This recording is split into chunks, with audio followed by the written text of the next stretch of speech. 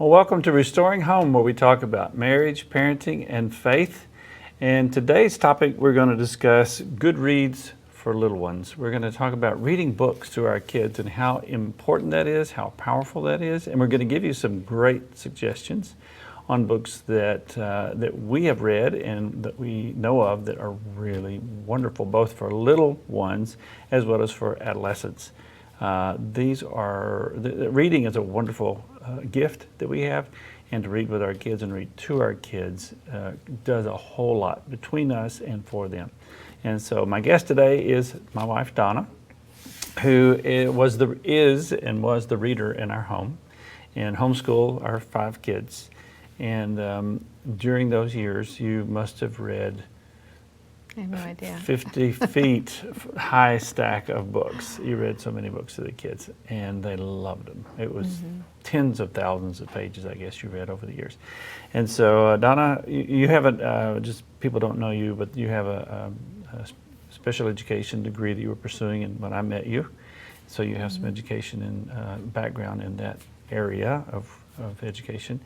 And plus you have 30 years of teaching kids. 30 years of teaching kids. A long time. Yeah. We just finished last year. Yeah, finally got through all that. And all of them went on, and those who entered college, we have 3 master's degrees in the family, and we have had our kids have gone on to enjoy study, learning, and reading.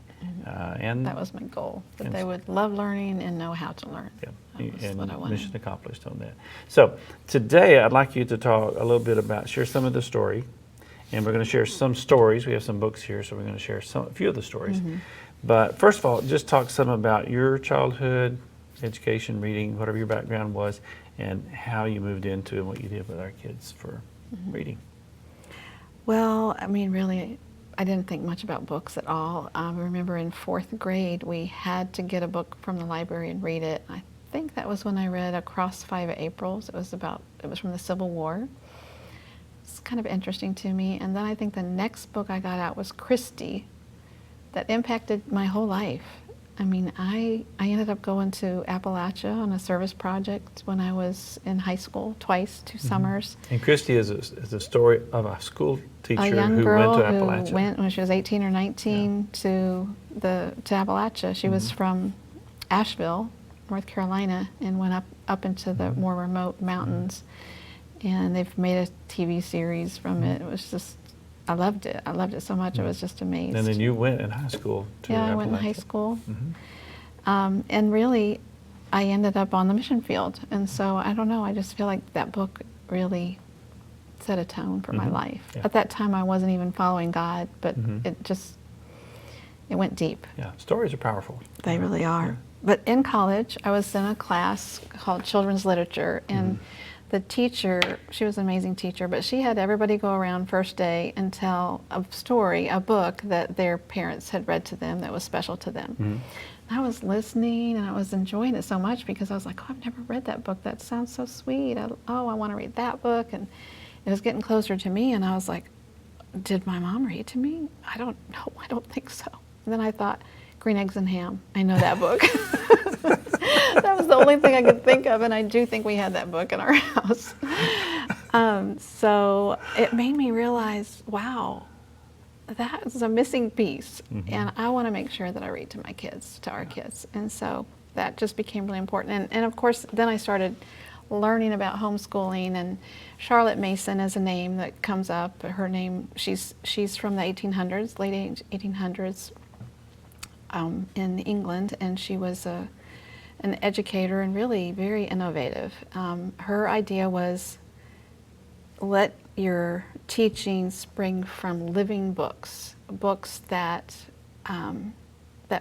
nonfiction or fiction that make a difference in our lives. And she also was out in nature a lot. And another really important aspect was to have the kids narrate back to you what they heard you say as you told the story. And so that's really good for them to learn to tell story and understand flow of story. So those kind of influenced me and helped me come up with some lists. And during our homeschool years, we also used things like Sunlight, which has a wonderful book list, and classical conversations. So these are things that, there's some book lists that we can definitely get out to people so that they have some classics and some really good new ones as well. And we'll put some of those in the notes after the video below, Yeah. so people can look forward to getting a list of books that we won't talk about, although we have some good ones we want to Right. introduce to them. But there's a great list and a lot of helpful resources. Yeah. There are many good-looking books that aren't good books. Yeah. And there are some books that are just truly wonderful, instill values and morals and good decision-making skills Right. and healing as well. I use them in my counseling. I use some children's books, and I'll introduce a couple of them today. Children's books in my counseling Yeah. that helps us with as adults, because some things we were supposed to get as children, we didn't. Yeah. So to go back and to get those truths at a children's level somehow begins the healing and helps us begin to think and act properly and feel Yeah. properly as adults. But tell us a little bit about what you do with the kids. Did you read every day? Did you read just at school? How did you do it? I remember a couch in our house Yeah, we that had was worn out from kids sitting with mom as she read. In And fact, it sometimes started I to would fall asleep sag. while I was reading. Yeah, that's true. We also, I think the thing that they remember the most is when we would go outside and just take a blanket, put it outside, sit there and read our story. It's Little House on the Prairie. I mean, even our boys loved Little House on the Prairie. Farmer Boy was a favorite, but they loved Pa, and they loved seeing what new thing he was building or doing as he led the family. Yeah, so those Hobbit, all kinds of, from little kids to big kids, we read together up through high school, and we loved it. It's such a sweet memory.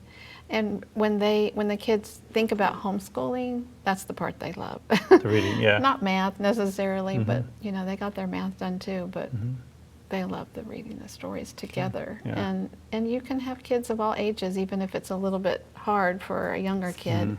You can still be reading a story and stop and explain it to them. They can learn to listen. There's something to, it's hard to get kids' attention, especially if they have been on video games and things that move quickly. And so reading, beginning early, seems to be one way to get kids' attention, and they sort of, at least my observation is that when they have the routine of reading, that they can, when it becomes reading time, they can shift gears. They can slow down and focus. If it's something they're not used to, it's a little more work to get them to focus. Yeah, you want to start out with shorter stories, and something that they already are interested in. But they can learn. They'll learn, and then they'll love it. They'll want to hear the next story or the next part.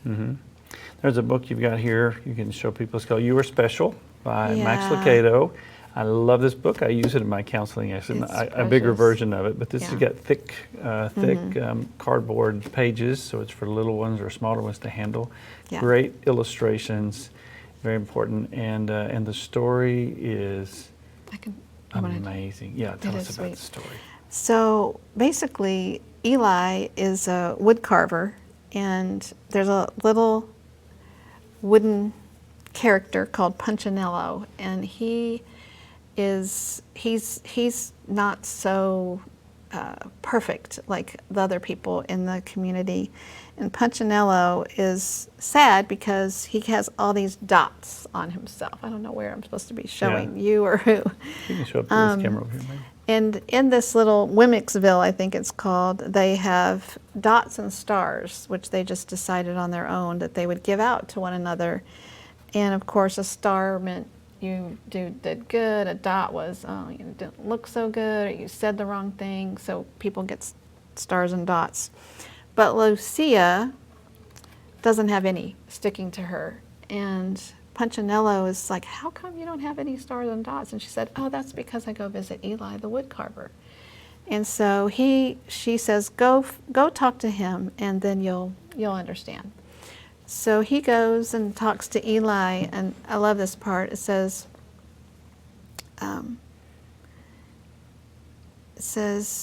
Punchinello, the voice was deep and strong. How good to see you. Come, let me have a look at you. Punchinello looked up. You know my name? Of course, I made you. Eli picked him up and set him on the bench. Looks like you've been given some bad marks, said the maker. I didn't mean to, Eli. I really tried hard. Punchinello, I don't care what the other mimics think. You don't? No, you shouldn't either. What they think doesn't matter. All that matters is what I think, and I think you are pretty special. Punchinello laughed. Me? Special? Why? I'm not very talented and my paint is peeling. Why do I matter? Eli spoke very slowly. This book always chokes me up. Because you're mine. That's why you matter. Punchinello didn't know what to say. Every day I've been hoping you'd come, Eli explained. I came because I met Lucia, said Punchinello. Why don't the stickers stay on her? The maker spoke softly. Because she has decided that what I think is more important than what others think. The stickers only stick if you let them. What? The stickers only stick if they matter to you. The more you trust my love, the less you care about those stickers. Well, that just gives you kind of the gist of how beautiful Yeah. that story is. And the book again, You Are Special, Max Lucado. This is a small version, and Max is a great storyteller, and he makes he's a great writer, of course, but he has a lot of children's books in. Just about any of his children's books are great. So this is one I use all the time. It's such a special message. Yeah. Good. And illustrates a deep truth. Yeah. And so that's the kind of stories we want to be reading to our children. They're not all preachy, but they contain truth in stories. And, you know, our media and Hollywood have learned the power of story. That story, within story, you can include morals, values, ethics, you can, faith and beliefs. You can put those within a story and kids receive them and accept them. And so that's why it's very important that parents that we do the read same. these things, because it's like hearing it from you, from the parent, that they have a connection with anyway. And then you So have a way of powerful. talking about, you know, when someone comes home and so-and-so said such and such, and then you can say, oh, well, that's a dot. That's you a know? dot, yeah. You can reject it, you That's know, right. what does it matter? That's right. You know, it's what the maker thinks of you. There's a little story a book that I have set aside here that I love. I love it. Sydney and Norman. It's about two pigs. I know that's not very kosher, guys, but it is super. And it's a little story. It says, A Tale of Two Pigs. And one of the guys, Sydney, is kind of a slouch and a goof up, and he just doesn't do well. Struggles to and get out of kinda bed and he do has- what he needs to do. Yeah, he just kind of has a hard time in life. And the other guy, Norman, has it all together. He's very ordered, organized, and he just does everything perfectly. And so they're neighbors, and they get to know one another through the story. And then one day they're both called in school. They're called up to the principal's office. And this is what Sydney, who's the kind of the guy who is always making mistakes and goofing up. They're actually called to have a meeting with God. Well, it's called the principal at first. Oh, okay. Yeah, I and forgot then so he says that he says he trudged down the sidewalk and suddenly was back in school. A little pig headed down the long hall toward the principal's office, hands sweating, heart racing, doomed, and you can sense his feeling there. He'll see right through me, Sydney thought as he turned into Elm Street. My messes, my mistakes, everything. And then he was there. Though he had walked as slowly as he could, he was there in the principal's office. So Sydney stopped inside. He tried to say something to the woman at the front desk, but found he couldn't speak. She smiled and motioned him to a heavy wooden door down the hall. He gulped. A few moments later, he stood before the door. He wanted to run away. He wanted to hide, but there was no place to go and nothing to hide behind. So, hat in hand, he pushed open the door and slipped inside. And there, beside the desk, was God. Sydney gulped again. I'm glad you have come, God said, smiling. And Sydney tried to respond, but he could not make a noise. I want to tell you something, God continued as he came around the desk. And Sydney glanced around nervously. Maybe if he apologized. First of all, God began, I love you. Sydney, startled, surprised. Secondly, God continued in a quieter voice, I love you. Suddenly, Sydney was gripping his hat with a less tightly now. And thirdly, God paused, very close to Sydney. I love you. The look in God's eyes warmed Sydney right down to his toes. That's what I wanted to tell you, God said. And he stepped back toward his desk, still smiling. That is the message we need to hear. And that's the story that Sydney, the mess up, the goof up, needed to hear. And Norman got to visit as well, and he heard what he needed to hear. Great little book. Gotta Great get the book, story. find out what he said to Norman. You got to read the book to find it out. That's right. Great book. And if you feel, if your kid is feeling like I'm the one who always is the black sheep, I make the mistakes, I can't do anything right, they need to hear this message, right? And if they're Norman, there's a message that they need too. Right. Great book, great tools. And really, every adult needs to read that book. And I use this in my counseling as well. It's so good. It is so good. You have something else there? Well, this was one that, because we did a lot of the Gary Smalley and John Trent stuff, like 5 Love Languages, we ended up buying this, The Treasure Tree, and it basically goes over the 4 different temperament types. Each of these animals. Helping kids understand their personality or temperament, Yeah, so you've got the lion that's the leader, and the otter that's just fun, loving, like a sanguine, and the beaver that's very organized, and I think that's phlegmatic, and then the golden retriever that is just sweet, friendly, and friendly. Loyal. Good. She's melancholy. So this one's sanguine, choleric, phlegmatic, melancholy, and it's just good for kids to should be able to discuss. Everybody's different, but everybody's wonderful. Yeah.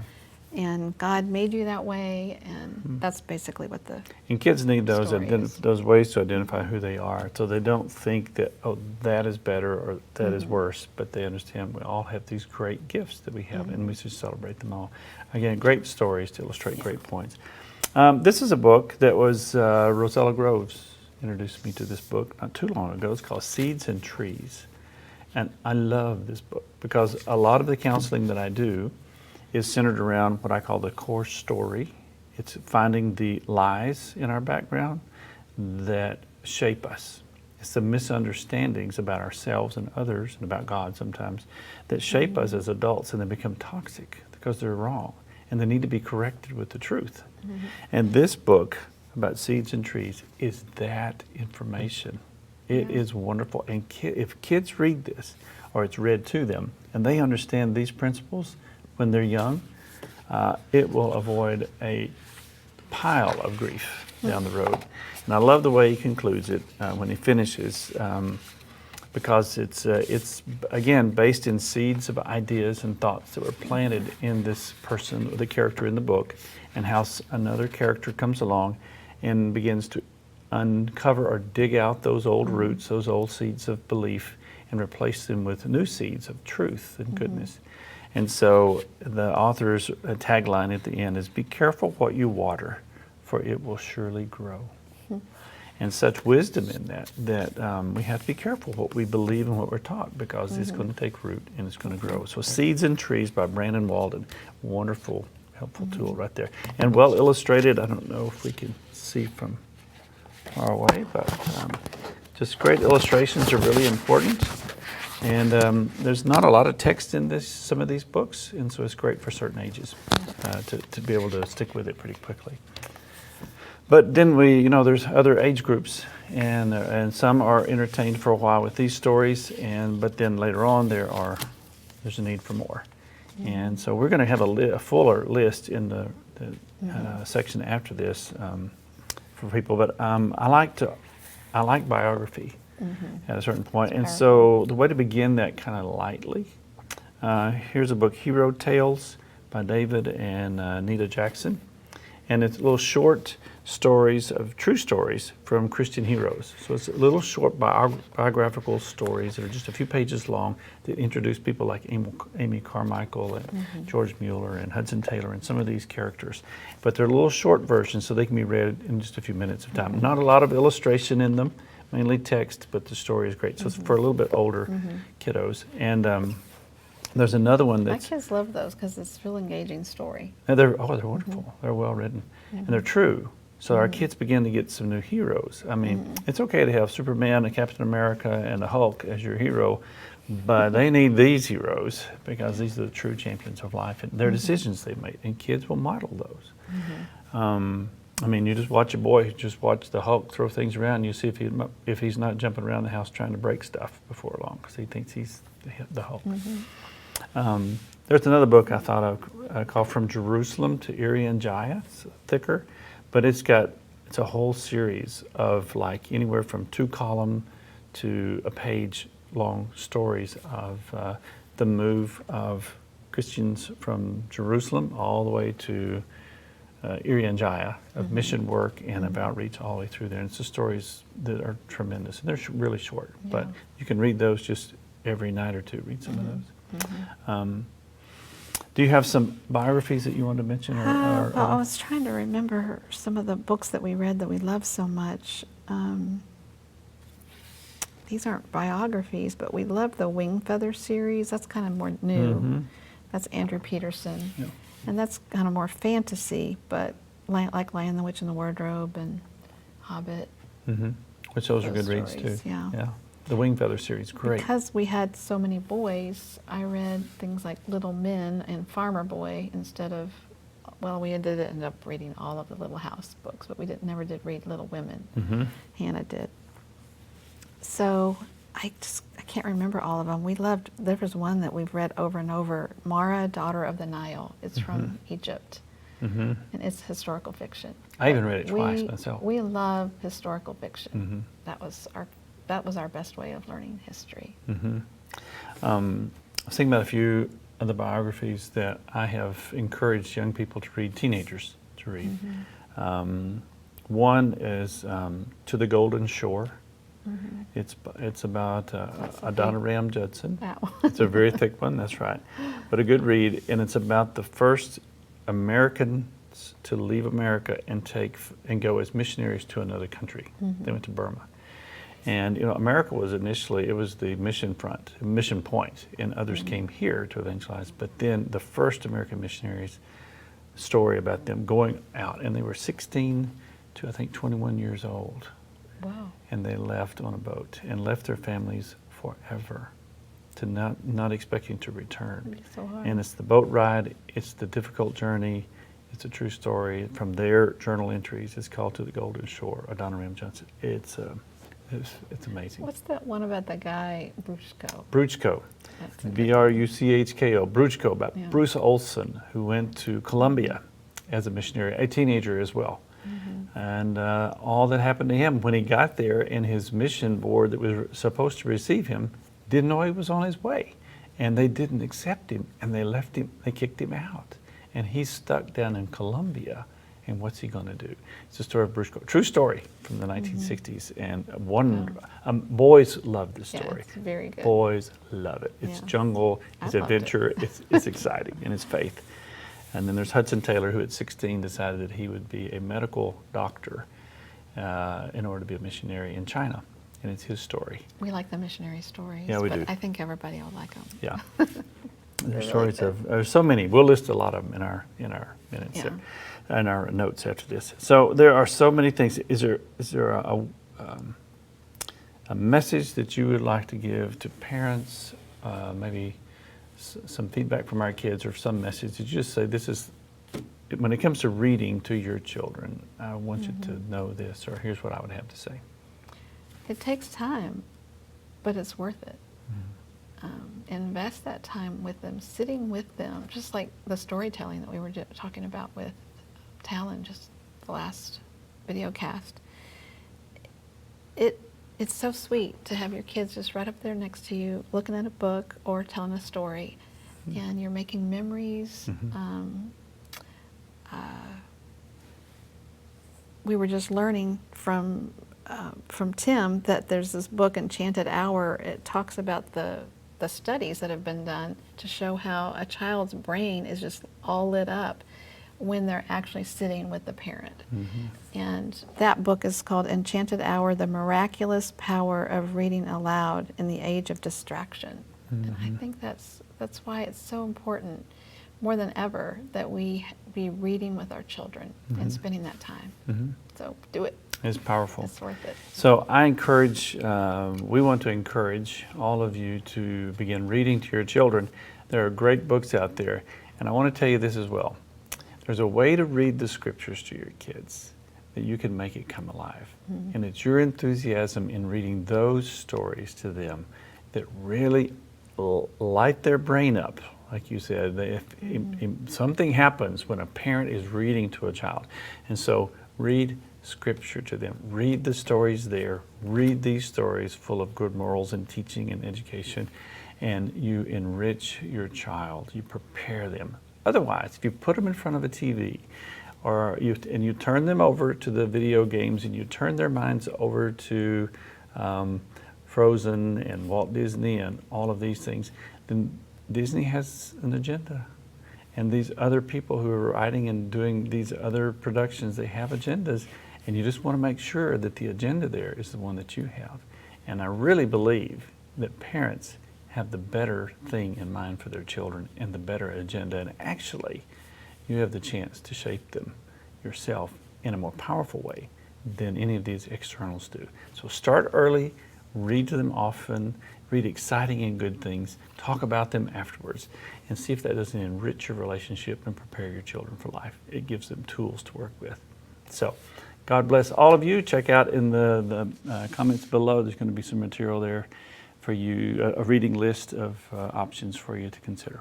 So God bless us and God bless you until we meet again for another Restoring Home.